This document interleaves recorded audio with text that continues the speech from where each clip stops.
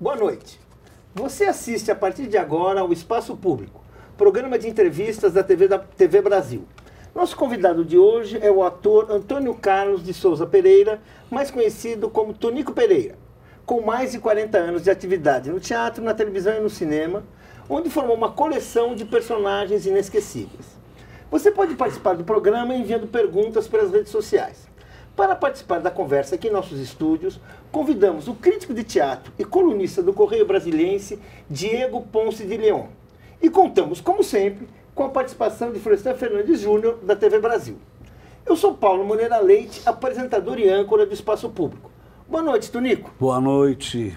Tonico, eu vou fazer uma pergunta que eu acho que você é uma pessoa muito qualificada para responder. Porque uma coisa que sempre intriga todo mundo é até que ponto o tipo físico ajuda, determina ou atrapalha a vida de um ator. Determina os personagens para os quais ele vai ser escolhido, de certa maneira condiciona o que ele vai fazer. Eu digo que você é a pessoa ideal, primeiro, porque eu acho que você é uma pessoa muito bem com a sua carreira e com a sua história. Toda vez que eu vejo que você é um sujeito realizado. Portanto, você não tem nem frustrações, nem ressentimentos. E vejo que você é um sujeito muito bem-humorado. E vejo que você é um bom observador. Então, eu queria saber, o fato de hoje, né, assim, você ser careca, gordo, baixo, barrigudo, como é que é? Isso ajuda, atrapalha? Como é que é isso? Olha, o personagem que eu estou fazendo atualmente, por exemplo, que é o Salim Simão, isso me ajuda profundamente. Salim Simão na peça O Anti-Nelson Rodrigues, me ajuda profundamente. Eu acho que isso limita por um lado e ajuda por outro em qualquer circunstância, né? Você não tem limitações objetivas por isso. Você cria fontes de trabalho, de coisa a partir disso também, do seu conhecimento, da sua vivência, da sua inteligência. Então você formata vários personagens a partir do que você é, né? Tá bom. Não somos diferentes de nós mesmos. Olha, antes de prosseguir a entrevista, vamos conhecer um pouco mais sobre o ator Tonico Pereira.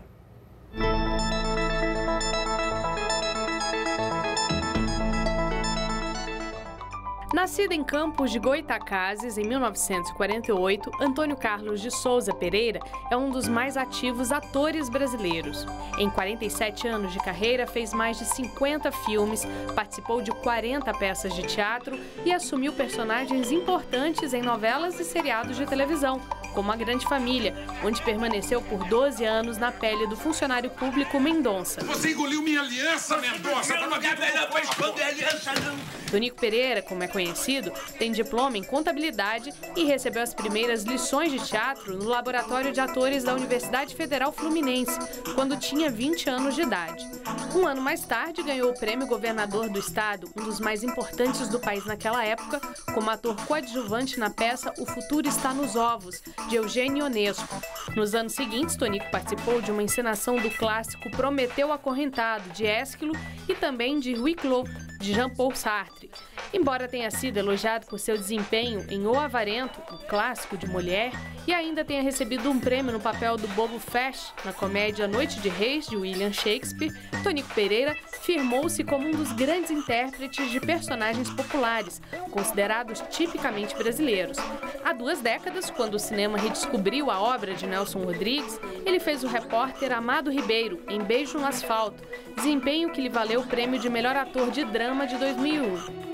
Empregando a própria sensibilidade e um reconhecido senso de observação para construir personagens, Tonico Pereira costumava cativar o público e chega a roubar a cena onde se apresenta. Situação que ocorreu no seriado Sítio do Pica-Pau Amarelo. Quieto! Não discutir ordem do administrador, não. Seu personagem, Zé Carneiro, chegou a ter espaço semelhante ao da boneca Emília, protagonista na ficção de Monteiro Lobato. No cinema, entre seus trabalhos mais recentes estão O Bem Amado e Assalto ao Banco Central. O último, baseado em fatos reais, mostra o maior assalto a banco da história do país ocorrido no Ceará. Estou aqui para combater os banqueiros que se apropriam. Atualmente, Tonico encena a penúltima peça escrita por Nelson Rodrigues no Centro Cultural Banco do Brasil, dirigida por Bruce Gonlewski. Para o diretor do espetáculo, Tonico é o nosso Garrincha dos palcos. É que o sexo nunca, mas nunca fez um santo. Tonico, todo bom jogador, né, te comparar aí com o Garrincha, tem um bom técnico. ou topa com um bom técnico na vida, né? Você acha que o Abu Janra foi um bom técnico para você? O que significou a perda dele para o país? Abu Janra tinha uma ironia, uma participação na vida de todo mundo com suas observações que era muitíssimo interessante. Nós, quando nos encontrávamos, nunca trabalhamos juntos em teatro, não. Mas a gente vivia de criticar um ao outro, de forma bastante gostosa. Ele sempre me dizendo que eu era uma merda, eu dizendo a ele que ele era uma merda também. Mas era fruto de um amor, de um carinho, de um respeito, né? Porque ele era assim e eu sou assim, então... Mas é uma pessoa que me faz muita falta nas suas observações. Quem foi o seu grande técnico no teatro? Olha, você, partindo do princípio da prática teatral, claro, eu tenho Luiz Mendonça, tenho Aderbal Freire. Aderbal Freire. Tem uma série de coisas. Agora, a influência maior minha, a partir do momento que eu não sou um erudito, não sou estudioso, não leio quase. Desculpa eu falar isso assim numa mesa diante de vocês, mas eu leio muito pouco, só leio o que eu falo, eu costumo dizer isso. Então, a minha pesquisa maior é o ser humano, né? Eu acho que qualquer viagem para o exterior é menor do que uma viagem para dentro de você mesmo, sentindo o pulsar das suas vísceras e suas ansiedades. Acho que é o fato de conhecer o ser humano que te dá uma amplitude para tudo, né? E principalmente quando você se manifesta em teatro, em televisão, em cinema. E quem te ensinou isso, você acha que foi? Aprendi sozinho. Sozinho? Até por uma necessidade muito orgânica de sobrevivência, né? Eu costumo dizer que eu comecei a ganhar meu dinheiro com 8 anos de idade, no dia que eu descobri a propriedade. Ou seja, eu peguei um gibi de um menino e a mãe me acusou de roubo. E aí eu descobri que existia a posse, existia o dono, né? E desse dia em diante, todo o meu supérfluo eu que mantive. Nunca pedi a meu pai nem nada, eu fui atrás. Então fiz milhões de coisas na vida, como faço até hoje. Uma pergunta, sua vida nesse começo, você teve um começo de vida duro? Eu tinha o que comer, mas não era uma fartura muito grande, a base era arroz, feijão e ovo, né? Então, mas era uma comida, né? Eu gosto dela até hoje. Muito bom, né? E uma farinha, uma pimenta, eu acho ótimo. Tonico, voltando para o começo da carreira, onde você estava aprendendo, você começa a carreira ali na UF em 68, né? Um ano emblemático para o Brasil. Como é que foi encarar o teatro quando a ditadura se instaura, num período tão difícil aí para as artes? Esse nosso grupo, que era o Grupo Laboratório de Teatro da Universidade Federal Fluminense, a comunidade, como é que é? Não sei o que é com a comunidade. A comunidade era para me abrigar, porque eu não era universitário, nunca fui universitário, nunca fiz um vestibular na vida.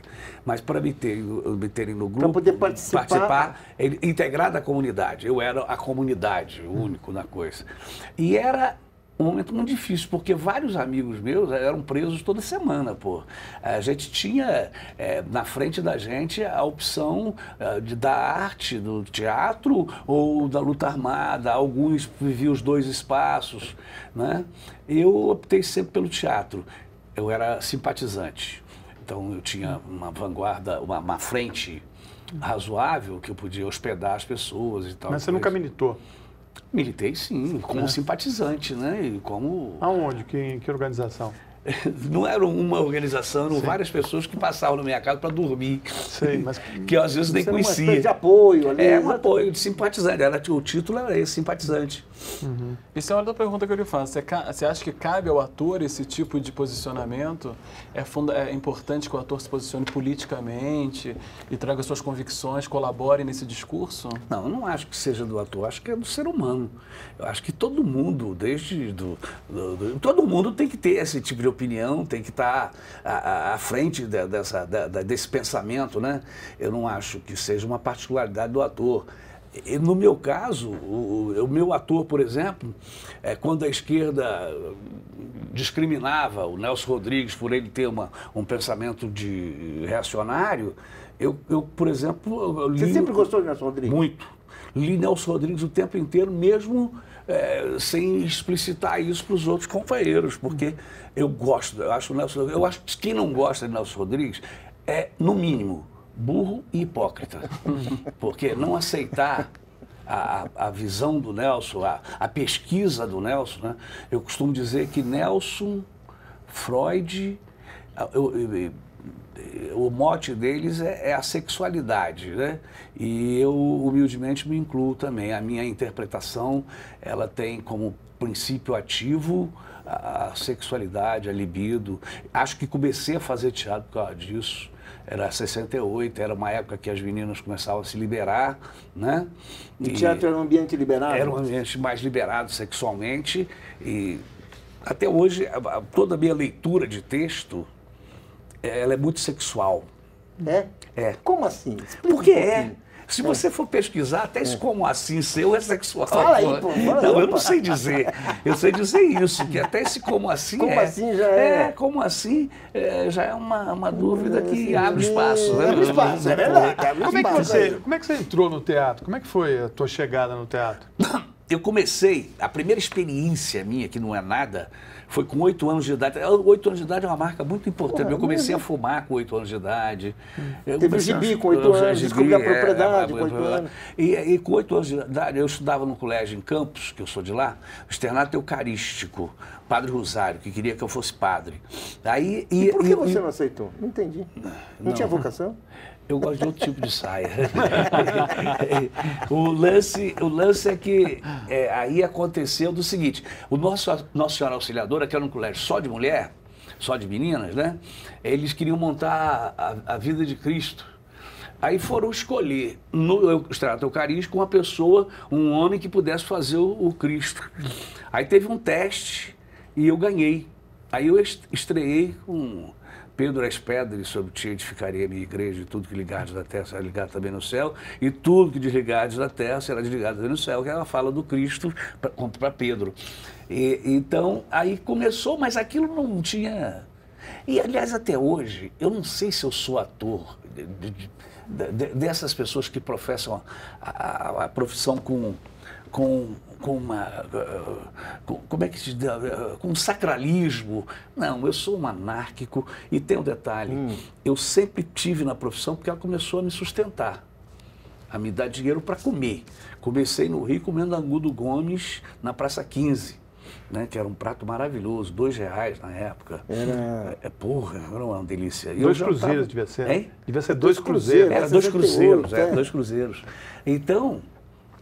o teatro foi me viabilizando, senão seria outra coisa. Você foi jogador de futebol, não foi? Fui. Você tem diploma de contador? Tem. Como é que é? Fala um pouco. Não, o diploma de contador não vale nada. Mas você teve, né? Tive, não sei fazer nenhuma conta, mas tudo bem. Mas eu tive, sem estudar, eu praticamente estudei só... Na grande família ele era contador, não era? Não, era fiscal. De coisa, né? Mas eu tive,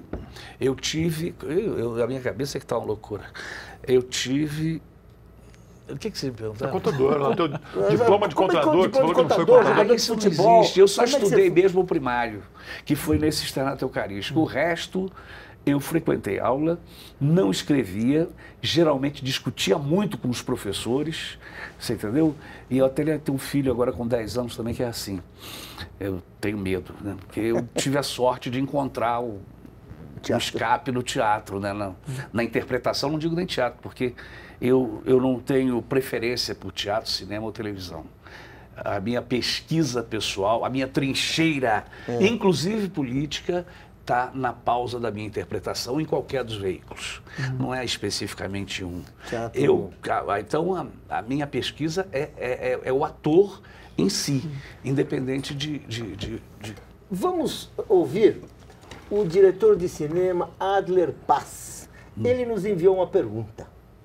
Então, sobre o Tonico, eu acho que eu gostaria de saber um pouco mais dele a respeito da experiência dele como um personagem que marcou bastante, principalmente a minha geração, que foi o Zé Carneiro, do Sítio do Pica-Pau Amarelo.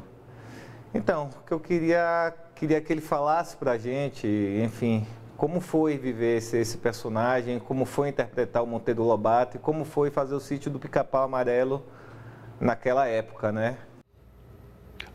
para mim, de uma importância incrível. Eu sustentei minhas filhas, paguei meu aluguel, o Zé Carneiro me deu isso tudo, né? E, além de tudo, uma coisa que eu ia te informar é que o Zé Carneiro não é um personagem Lobato. Eu fui contratado na época para fazer 2 meses e acabei ficando 8, 9 anos. Você praticamente inventou o Zé Carneiro? O Grisoli escreveu, mas a maneira de eu fazer foi minha, né? Claro. Aí Por que durou 8 anos? Porque começou a dar certo? Porque deu certo. Ele chegou a ter Ibope junto com os Emília, principais, com a Emília. Teve uma época que eu fui mandado embora. Como assim? Aí depois, porque eu tinha que... Era pedir desculpas a um diretor. E eu falei que não pedia de jeito nenhum. Desculpa por quê? Porque ele cometeu um ato que eu não gostei. Eu cheguei cedo, eu bebia muito naquela época, fazia muita loucura. Mas eu chegava na hora, então eu cheguei cedo, antes de tudo, e fui para o meu cenário, que era o primeiro cenário, para dormir nele, para acordar já nele, para coisa. E ele chegou, me viu dormindo, foi para um outro cenário. E eu ronquei no lá, então interrompeu a gravação do que ele estava fazendo. E ele deu um esporro num diretor de estúdio. E esse esporro me acordou. E eu vi que ele estava atacando a pessoa porque era mais fraca, não me atacou. E eu tomei as dores da pessoa, deitei no chão, pisa na minha garganta. Poxa. Aí fui mandado embora. Mas aí ficou um tempo parado, eu não tinha telefone na época, e a Globo depois foi lá me chamar, em casa, em Niterói, e me voltar. E foram ver, porque o sítio era vendido para 57 países e os países reclamaram a ausência do Zé Carneiro, né? Aí eles me deram um aumento de 100%, que não era nada, porque eu ganhava muito mal. Mas, né? Mas era 100%. Acima de nada. E me mandaram para a Bahia dar um tchauzinho e ganhar um dinheiro que eu gastei todo lá. Não me pergunte em quê. E por que esse Zé Carneiro fez tanto sucesso? Já que não estava no Lobato, foi uma criação de uma parcialmente sua, né? Por que ele tinha que virou uma coisa, deu uma empatia tão grande com o público? Eu tenho uma preocupação muito grande quando eu faço as minhas coisas, que é a brasilidade dos meus personagens. Se eu tiver que fazer um húngaro, vai ser uma caricatura, não vai ser, mas a brasilidade está dentro de mim, porque eu vivo de forma muito plena, muito consciente, muito pertinente, e a minha vida me explicitou para esse tipo de coisa. Então, o Zé Carneiro é um típico brasileiro. Dizem que é o Jeca Tatu, né? Aliás, isso aconteceu. O Jeca Tatu, na época, existia no sítio, feito por um amigão meu. E o Zé Carneiro foi tão sucesso que perdeu, o Zeca Tatu saiu. E era um amigão meu, já morto. Amigão mesmo. E, então, eu acho que essa brasilidade... Você lembra o nome dele? O nome dele é muito conhecido. Wilson Grey. Nossa, o magrinho, né? Wilson Grey. Ele que fazia o Jeca Tatu. Mas, então eu acho que essa minha preocupação, por exemplo, a Bárbara Eleodora, que até gostava do meu trabalho, a maior parte das críticas dela foram elogiosas para mim, mas quando eu fiz o Rei Cláudio, ela disse que eu estava caricato. O Cláudio do Hamlet. Do Hamlet. É o Hamletiano, né? O cara foi se meter a Hamlet, né?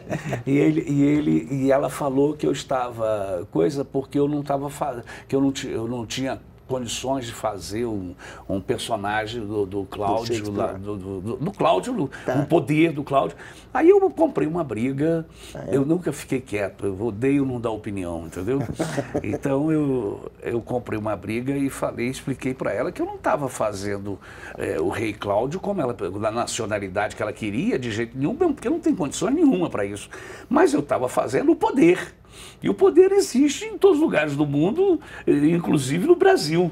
Então, o que meu Rei Cláudio era o Sarney, era o Antônio Carlos Magalhães, Era nesse período do Rei Cláudio. Você fez o Cláudio nesse período. Então, eu não estava querendo uma definição física para o Rei Cláudio. Eu queria uma definição política, do papel político dele, da situação.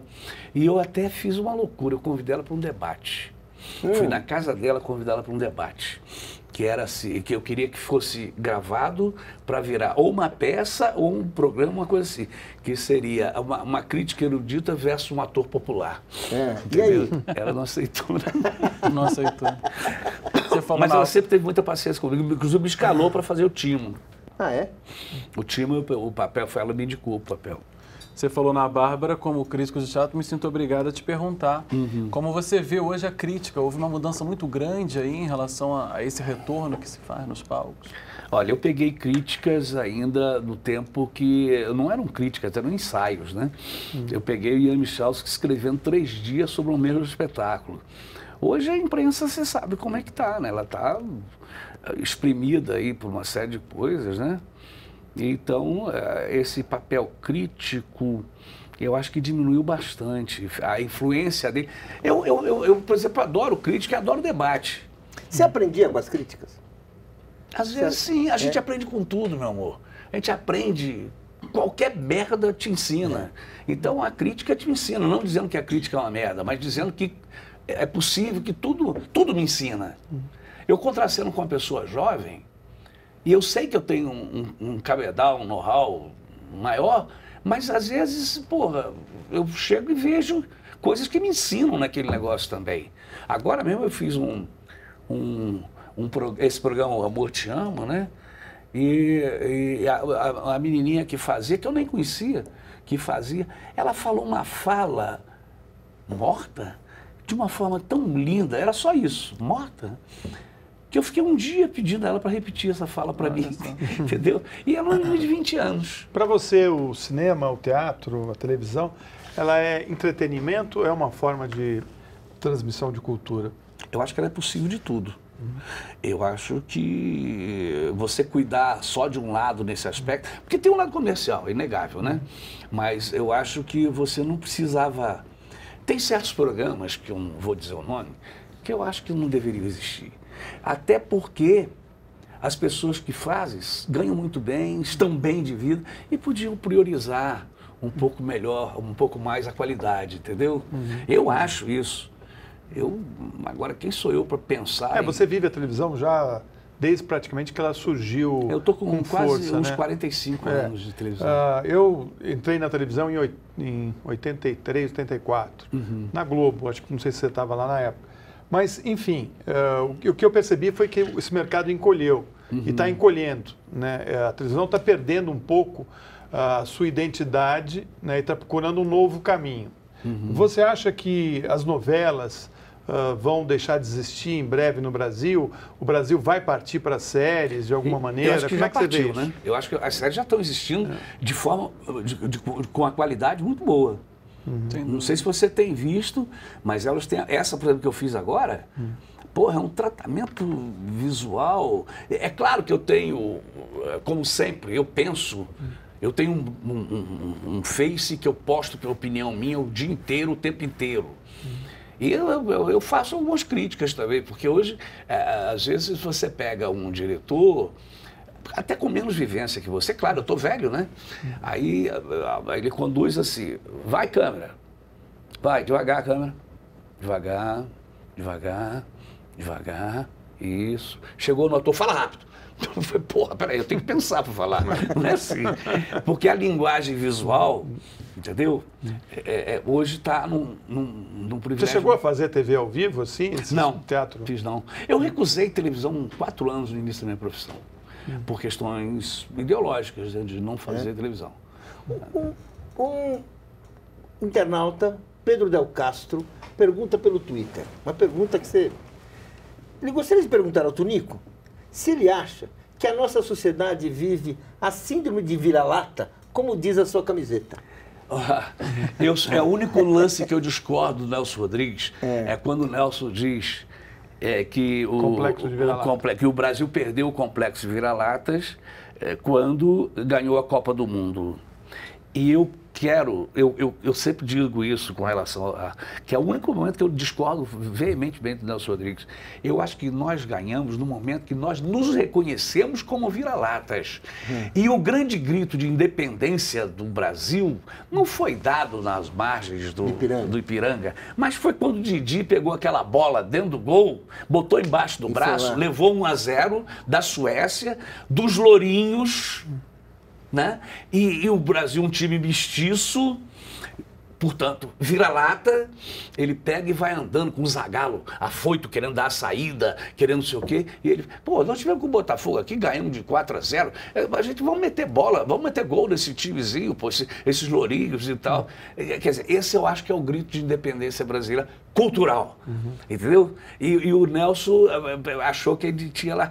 Olha, eu não teria orgulho nenhum em ser um Doberman, em ser um pastor alemão, de ser qualquer coisa dessa, um pitbull, essas coisas fabricadas em laboratório, e alguns deles, a maior parte de laboratórios alemães. Eu não, eu quero ser o vira-lata. Eu acho que é o grande cachorro que existe e é o grande brasileiro que existe, é esse. O resto é um sofisma de aparência, de coisa que não tem nada a ver comigo.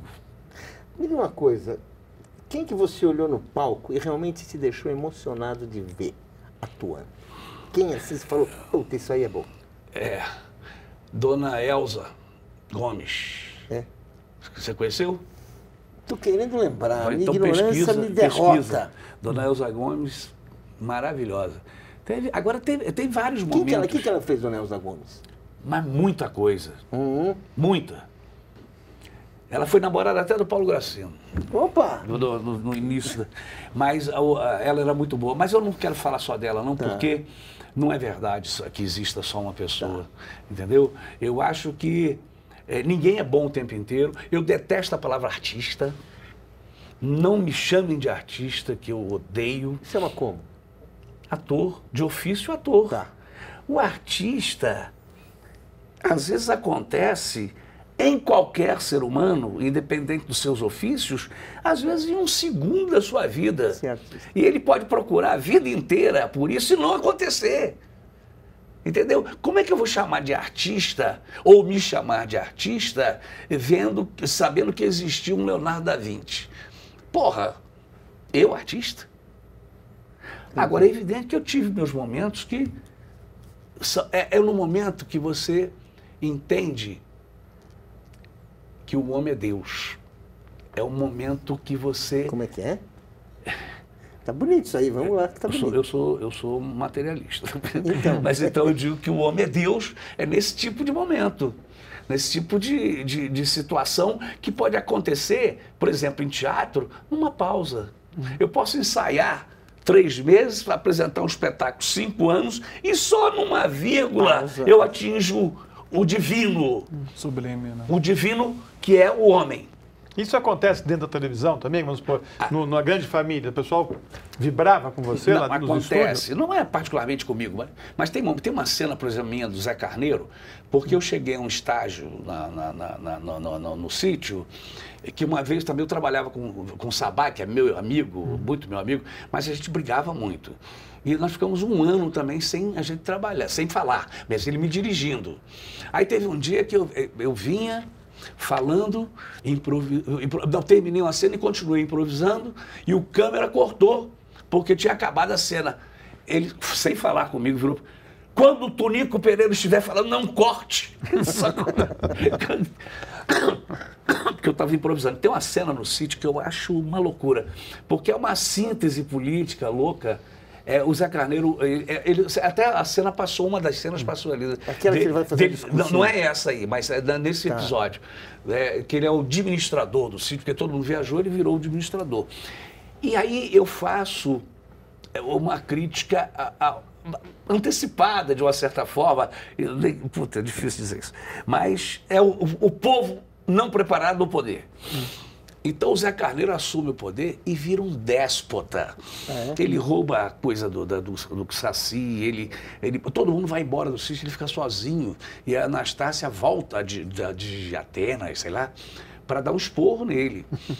E aí ela vai e pergunta para ele, mas a paranoia dele, a loucura dele já é tão grande com o poder, né? O poder é uma merda, né? que ela chega e fala assim, tá bom, e agora então que não tem ninguém, em quem que você vai mandar? Aí você, para, Zé Carneiro, ele falando, aí eu pulava para o outro lado e falava, sim senhor. Eu fiz o contraponto dos dois personagens no improviso. Olha que legal. E o Sabag ficou vendo, e não cortou e deu, né? Olha que legal. Bem, nós vamos fazer um rápido intervalo, mas voltamos em instantes com o ator Tonico Pereira. Não saia daí.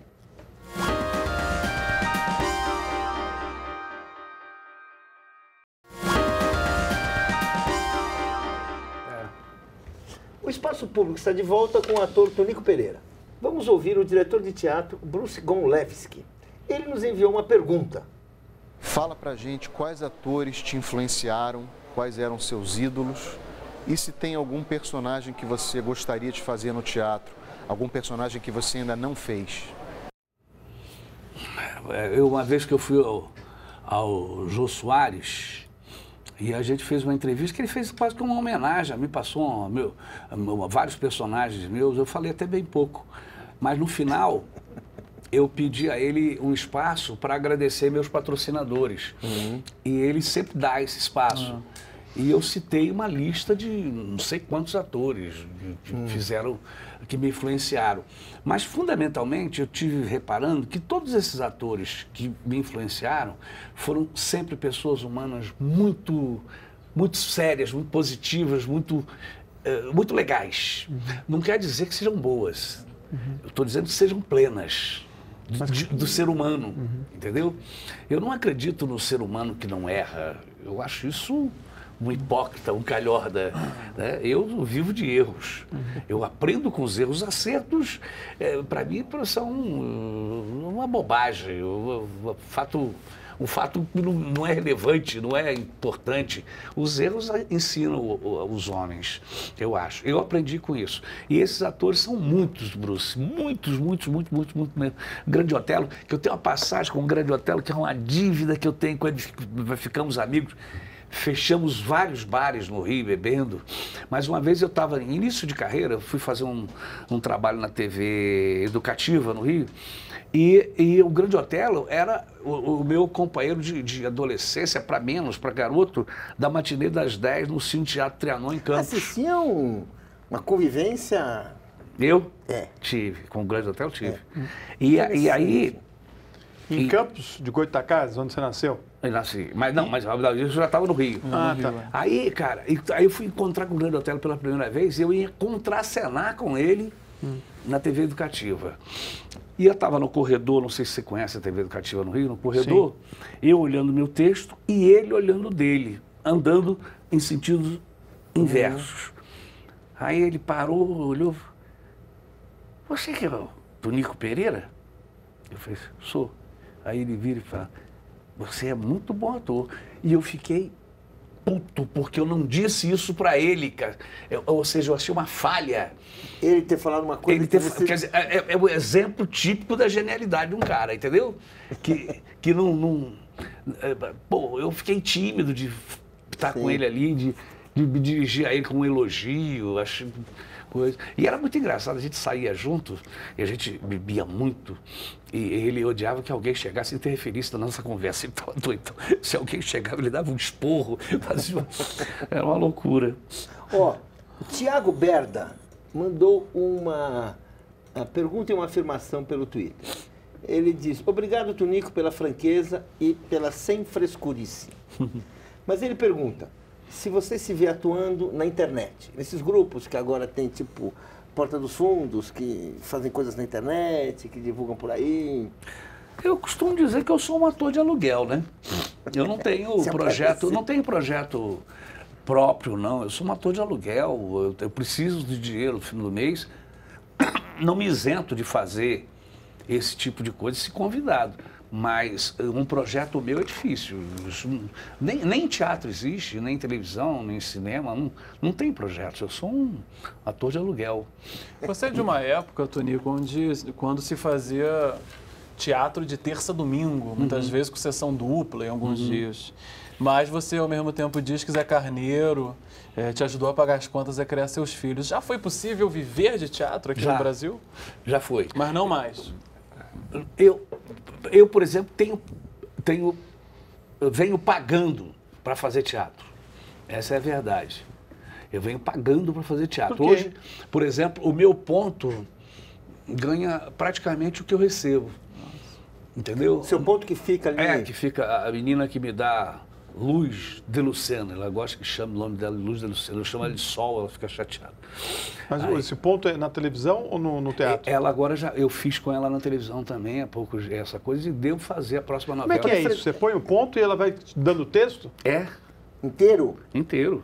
Isso é um estranho, porque eu já usei ponto. Puta, me incomoda, me incomoda. Não, eu venho de uma prática, eu fui durante 25 anos, mais ou menos, o Judas do Rio de Janeiro. Como assim? E o Judas era feito nos Arcos da Lapa, e a gente gravava com uma radionovela. Então você tinha que fazer todas as pausas e todas as coisas de acordo com o que você ia preencher no palco. E aí você apenas fazia o labial. Então isso me deu uma prática, cara, que eu sou capaz de entrar em qualquer texto de alguém que não seja nem eu gravando. Você não decora mais texto, é isso? Não, eu decoro, mas eu odeio. Eu não gosto, não. Eu acho que o fundamental de um texto, as pessoas até acham isso, eu acho um horror, porque às vezes eu vou ver um espetáculo e não vejo o texto ser dito, eu vejo um tiroteio dentro de um cânion, porque é um texto impensado, então as respostas, as pessoas não se ouvem para criar um ambiente de resposta. As pessoas estão declamando, mas não está acontecendo nada. Né? Nada, então isso me incomoda muito, e eu acho que o fundamental é o entendimento. E o entendimento, a palavra tem que ter pensamento. A palavra sem pensamento é uma bala perdida, entendeu? Para mim. É claro que tem pessoas que decoram muito bem. E você pensa os textos que você está falando? Totalmente. Totalmente. Está aqui. Totalmente. Nunca é uma coisa vazia. Não. Nunca... Não, eu não sei fazer. Não tem os grandes atores, né? O Paulo Otran, Fernanda Montenegro, né? Eles decoravam o texto e interpretavam o personagem. Quer dizer, aí é um artista completo, é um ator completo. Não, meu amor, eu vou te falar um negócio. O meu problema é o meu passado. Eu fui um cara prejudicado por mim mesmo, claro, nas minhas experiências alcoólicas, etc. Isso chegou a um ponto que me cobrou. Então, eu até estou tentando agora ver se eu consigo fazer, porque desde o Hamlet que eu faço com ponto. Mas no Hamlet aconteceu uma coisa, eu não ia fazer com ponto, eu era o ator que talvez tivesse com o texto mais decorado, só que eu tive que parar 15 dias por conta de televisão do ensaio. E o Wagner Moura fazia o Hamlet. E eu contracenava com ele. E no momento que eu não tinha o texto mais decorado, depois de 15 dias, eu prejudicava a atuação dele. Então aí você... E aí, eles que me sugeriram, ele e o Aderbal que me sugeriu usar o ponto. E eu usei, e como eu sou adicto, eu acho que eu me viciei. Como em qualquer outra coisa, cigarro, etc. Mas eu estou tentando me propor fazer sem ponto qualquer dia desse. Agora, essa peça que você está fazendo, está em que teatro? Qual a importância das pessoas irem assistir? O Nelson Rodrigues continua falando para as nossas gerações? Ele fala para o ser humano. E o ser humano não é moderno, o ser humano é contemporâneo. Né? Ele está aí, como Shakespeare também fala. O diálogo do Nelson Rodrigues é de uma sutileza que quando você vê um ator que não saca essa sutileza falar, Nelson Rodrigues, a mim me dá vontade de ir embora na hora, de chorar, de sair de cena, ou de não ficar. Eu, aliás, não vou muito a teatro por causa disso. Nessa peça, parece que é uma moça e um rapaz filhinho de papai que se encontram e tem um final feliz no final. Você acha que é feliz mesmo? O que é? Dá uma resumida para a gente entender o que é essa peça. O final é feliz porque está proposto que a partir dali vai acontecer um casamento, né? Agora, o índice de casamento infelizes são bem maiores do que os felizes, né? Então, não sei se é um final feliz. Isso aí, acho que os críticos, as pessoas começaram... Eu não sei se o próprio Nelson pensou assim, mas, para mim, eu acho que tem casamentos profundamente felizes, mas a grande maioria... tem uma fala minha que eu falo... Eu vejo... Eu não ouço o seu noivo falar nada. Eu aponto para a plateia. É um silêncio do lado de outro silêncio. Eu me contentaria apenas com um pigarro do seu noivo. Um pigarro. Nem isso ele fala. Ou seja, isso é o prenúncio de um casamento infeliz, né? Se eu não estou enganado, Tonico, essa peça, o Ante Nelson Rodrigues, foi levado aos palcos pelo próprio a primeira vez e acredito que nenhuma outra vez tenha sido levado. Não, ela já teve algumas coisas não muito importantes, mas ela foi escrita a pedido da Neila Tavares, que era mulher do Pereio na época, e que tinha fundado um grupo, era ela, Pereio e Carlos Gregório. Que aí chamaram algumas pessoas, alguns galãs da época, que o Nelson, inclusive, queria o Cláudio Marzo e tal. Claro. E não foram, as pessoas não aceitaram muito, porque tinha um certo preconceito com coisa. E o Zé Viu que aceitou e fez. E o que você perguntou? Eu não perguntei ainda, porque... desculpa. Imagina. O próprio Nelson dizia que essa peça era contra o estilo dele, ia contra um pouquinho das coisas que ele ia fazendo. Você acredita que seja essa a dificuldade em encenar essa peça? Porque 40 anos depois foram muito poucas as encenações, as vezes que foi levada ao palco. Mas eu acho, inclusive, a peça mais viável economicamente do Nelson, pelo número de atores, que é pequeno. Então, eu acho que... Você sempre olha o aspecto material, né? Qual teatro? Eu não olho o aspecto material, eu necessito. É outra coisa. Me diga uma coisa, está em que teatro lá no Rio? Está no Centro Cultural Banco do Brasil. Banco do Brasil, de sexta a domingo? De quarta a domingo. De quarta a domingo. Eu tenho standinho, porque senão eu gravando não tem condição de ir a todos os... Agora tem uma coisa engraçada, né, que pouca gente sabe de você. Você é um colecionador de automóveis? Não chega tanto. Pô. Colecionador, eu conheço alguns com 300 automóveis. Você só tem 12. O que é essa paixão por automóvel? Isso é facilmente explicável, da minha parte. Chama-se infância pobre com pai que não tem carro. O dia que eu tive dinheirinho, assim, eu comprei uns carrinhos da minha infância. Todos 12. Eu fazia carrinho com batuera de milho e carretel. Entendeu? Como é que é?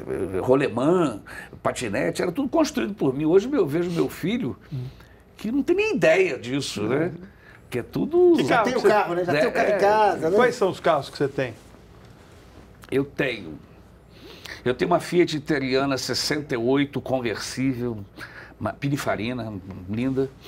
Tenho um Impala 68, tenho um Morris 52, tenho um Fusca 4 portas 70, se não me engano.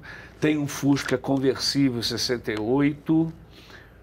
Tenho um Carmanguia, tenho um Landau,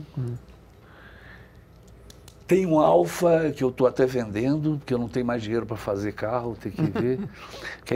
Você restaurar um carro E tem uma mulher... uma mulher que aguenta tudo isso aí.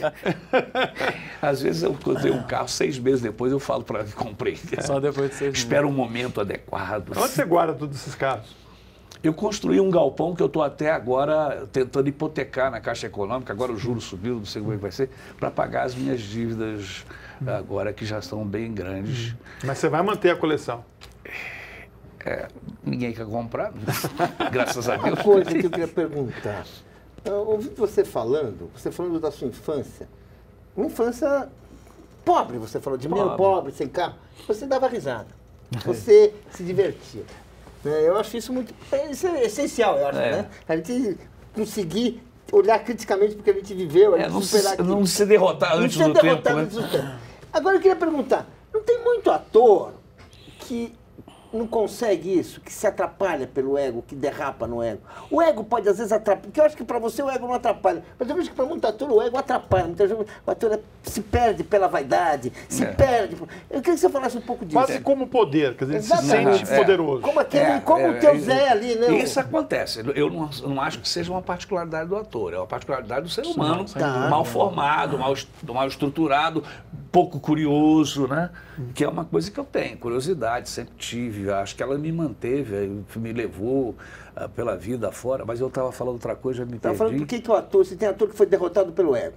Se isso pode acontecer, como é que isso acontece? Pode, porque, por exemplo, eu tenho um ego muito forte, mas ele é encaminhado por uma coisa muito precisa, que é, sabe o quê? É ter um ego fortíssimo, de ter a humildade de criar e fazer e conviver com personagens. Ou seja, o personagem, para mim, está sempre muito importante na minha vida. Tanto é que eu digo que o que eu tenho não são personagens, são amigos, é uma quadrilha que, por acaso, eu sou o chefe. Mas é uma quadrilha que me sustenta, que não sei o quê. Uns roubam, outros, entendeu? Outros estupram, outros, sabe? Você pensa quase como seres humanos? Assim. Claro, porra. Não, claro, sei lá. Senão não será. Senão não será nada. Será uma fantasia idiota. É aquilo que eu te falei sobre o Nelson Rodrigues. Ou você encara o Nelson Rodrigues. Você acredita, né? Acredita, porque ou você será um hipócrita.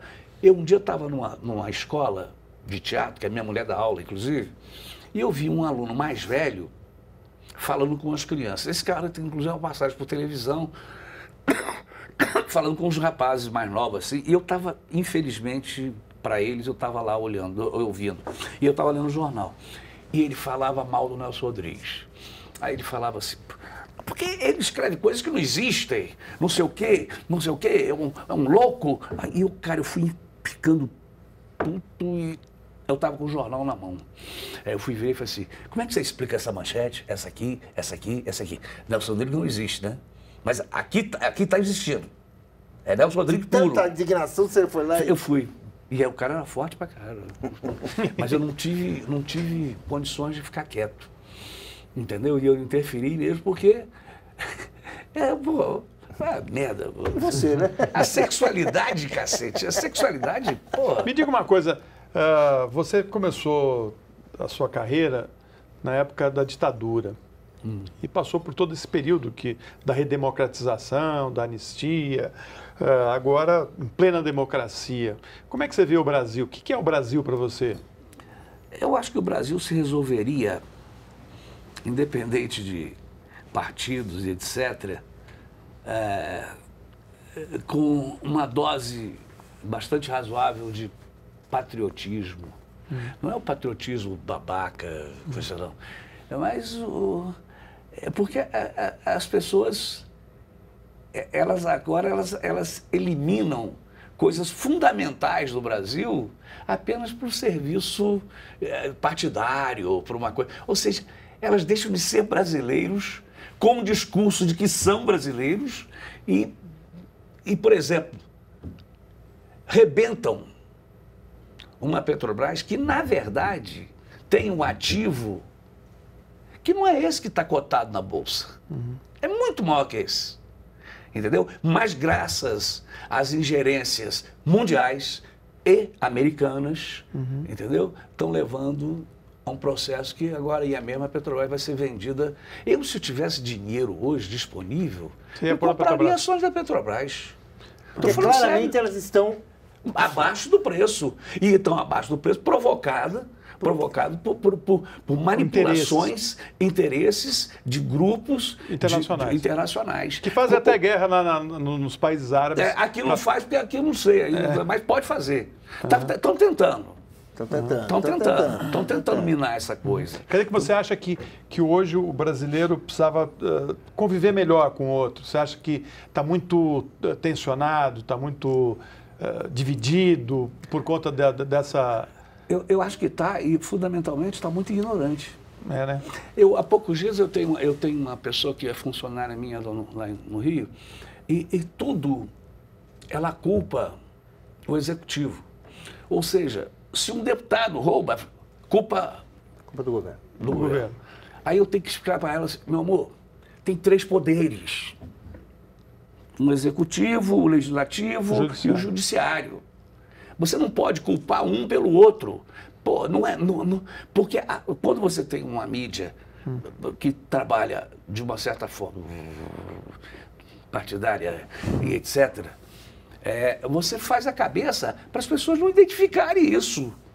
Não identifica o que seja legislativo. Faz uma mistura, Faz uma mistura e fica quem é que fica na mídia o tempo inteiro e coisa. É o executivo. Então, se o ônibus não passa na rua, a culpa é do presidente. É da presidente, entendeu? Ela estava reclamando do judiciário, porque ela queria fazer um negócio lá de processar um ex-marido, não sei o quê, e ela não tinha recursos, porque a justiça, não sei o quê, e era o executivo, eu falei, meu Deus, não aguento mais ouvir isso, não aguento.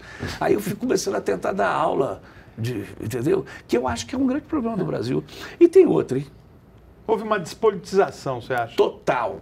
E não é só despolitização, não. É ignorância mesmo. Não conhecer a história. De tudo. Você vê, por exemplo, eu sou brisolista até hoje. Eu comecei a ser brisolista em 62, quando ele foi a Campos. Eu sou brisolista até hoje. E se o projeto Brizola Darcy Ribeiro, de CIEPS, tivesse sido implantado, foi mais uma coisa de falta de patriotismo. O governo que substituiu o Brizola acabou com os CIEPS. Acabou com os CIEPS. Nós não teríamos essa bandidagem toda hoje no Rio. Nesse processo, Tonico, nesse processo atual da democracia, o teatro ainda desempenha um papel importante, fundamental na conscientização dessas novas gerações, como ferramenta política, para reverter ou tentar auxiliar na reversão desse quadro? Eu acho que tudo pode ajudar. Eu não excluo possibilidade de nada. Eu acho que, inclusive, se você é um chavão que eu vou falar, mas se você faz um espetáculo e modifica uma pessoa dentro desse processo, que não é só o da plateia, não, é do próprio elenco, entendeu? É da própria técnica, o cacete, já estará valendo a pena. É o mesmo caso que eu falo de você. As pessoas falam, mas quando fazem por estatística, foi salvo uma pessoa. Foi, porra, do caralho, salvou-se uma pessoa. É porque parece que minoriza quando é pouca gente, né? E não é. O ser humano, porra, ele está aí. E quando matam me matam também, apesar de eu continuar vivendo. Né? Então, esse tipo de consciência é que hoje em dia falta muito, cara. Essa ignorância está muito latente. Eu acho que o senhor está falando muito da ignorância acompanhada de um certo egoísmo, de uma... E de onde vem isso aí? Dá para explicar? É da ignorância, mas é da falta de escola, é porque a gente não tem uma mídia mais plural, digamos assim, porque a gente tem um pensamento único se construindo no Brasil e que mais ou menos impera. Onde é que você vê? De onde é que a gente vê isso aí?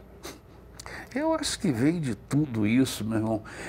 Eu, por exemplo, eu posso falar de mim, né?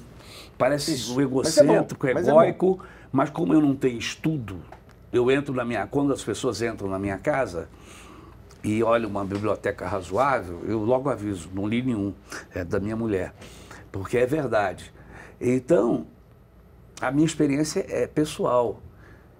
Eu fui motivado pelo fato de descobrir a propriedade com 8 anos e de querer ter coisas e tem nada a ver com ideologia, ter coisas, né? E ter meu prazer, e eu fui bancando meu prazer até hoje. Banco as coisas que fico numa merda danada, estou devendo muito, mas tenho lá. Gosto de sair, às vezes, dar uma volta lá na Lagoa e ser aplaudido com o meu carro. Mas eu acho que... Eu já não sei o que eu estava falando, mas... De onde vem? Quando você falou assim, eu perguntei de onde vem essa coisa, você falou, eu posso falar de mim. Você falou da sua formação, da sua consciência. Mas eu acho que é uma coisa muito específica de cada um. Né? Eu não sei, eu acho que tem pessoas que têm o mesmo passado que eu, a mesma origem, toda a coisa, mas não tiveram curiosidade, não tiveram. Eu tenho um filho agora que me parece que eu fico com medo, porque eu tenho a impressão que se eu não atingisse determinadas coisas, eu seria qualquer coisa, talvez, entendeu? Eu poderia ser hoje, talvez, um ladrão de banco, uma coisa assim. Entendeu? Mas, infelizmente, o teatro e a interpretação, fundamentalmente, eu me encontrei com ela. E criou um caminho para mim, né? Eu costumo dizer, inclusive, das minhas bobagens, eu escrevo que o meu caminho, eu vou na frente, abrindo picadas para eu mesmo passar. Entendeu? Então, eu tenho a impressão que meu filho é assim. Esse Antônio, que deve estar assistindo, agora não deve estar dormindo, Antônio Nina, Daniela e Taia, as mais velhas, Marina deve estar assistindo também. Eu liguei, mas ela faz jogo duro, não sei. São assim, os filhos gostam de esnobar os pais, né? Normalmente, né? Tonico, eu achei interessante na nossa conversa aqui que você traz uma cultura pessoal aprendida na parte oral, né? Você é uma figura oral. Né? A cultura meio oralística. Eu adorei sempre ouvir velhos. E eu vejo uma beleza e um conteúdo que me emocionaram aqui. Eu acho que você é uma grande figura mesmo, uma grande figura humana. Obrigado. Eu queria agradecer nosso convidado de hoje, o ator Tonico Pereira, e agradecer especialmente a você que está nos assistindo. Agradecemos também ao jornalista Diego Ponte de Leon e ao jornalista Florestan Fernandes Júnior. Agradecemos ainda à TV Globo, que liberou o Tonico Pereira para participar do programa e que também cedeu imagens que puderam ser usadas na abertura do programa. Para saber mais sobre o espaço público, entre no site da TV Brasil. Lembrando que as perguntas que não foram respondidas durante o programa vão estar disponíveis pela internet nas nossas redes sociais. Convido você para assistir a reprise do Espaço Público aos domingos às 11 da noite. E na semana que vem temos um novo encontro marcado aqui, terça-feira, às 10 da noite, com mais um Espaço Público. Até lá!